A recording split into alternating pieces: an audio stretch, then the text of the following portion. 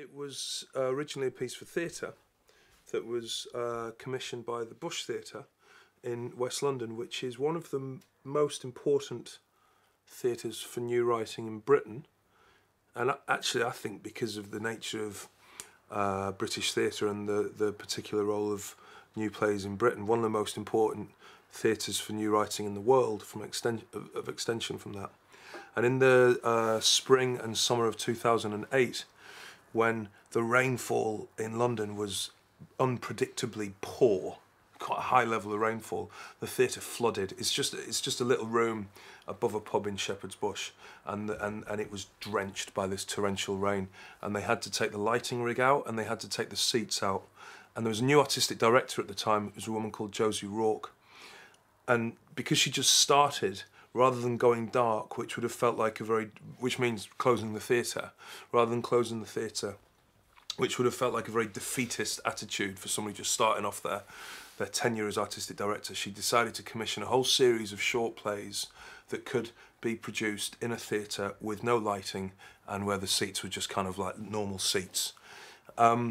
So she emailed me. I was on holiday with my wife and my kids and my father-in-law in the west coast of France, actually, not the south of France. And I got an email from her asking me if I'd write a monologue that could be produced in natural light.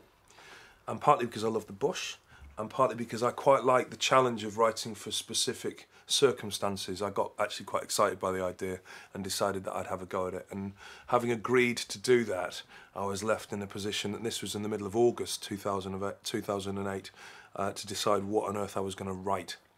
And I knew that it was commissioned with a performance date, that it was going to be performed in November. So I had, effectively 4 weeks to write something. And there was a whole load of different elements came together at once in the writing of the script. I was on holiday in France is one. I was on a holiday in France with my wife is another, and with my father-in-law, who, although he's not a kind of military figure, is somebody who's quite strange. And and also somebody I've known for a long time. And like Alex and Seawall, I do love him. He's kind of strange but great. So I kind of almost wrote about the experiences of that holiday and all the different details of the holiday, like the little yogurts and the shampoo and the sunglasses and him reading a book on the history of China and the cove closer to his house than the main beach. All just descriptions of my holiday, really. There's a whole load of elements that just come directly from what I was living through. And but that's not really enough to make drama out of a nice holiday in France. But I was swimming one day. I did go down to this cove with Martin, who's my father-in-law, and my two sons. And he went for a swim, came back, said the water's lovely. I noticed the cracks on the soles of his feet. I thought, gosh, you're a lot older than I normally think of you as being. He sat and read his book, which is the history of China, and I went for a swim. And I'd swim how Alex swims. I swim as far as I think I can, then I think, right, I'm going to go back now, and then I go, no, I'll do 10 more strokes, and then come back.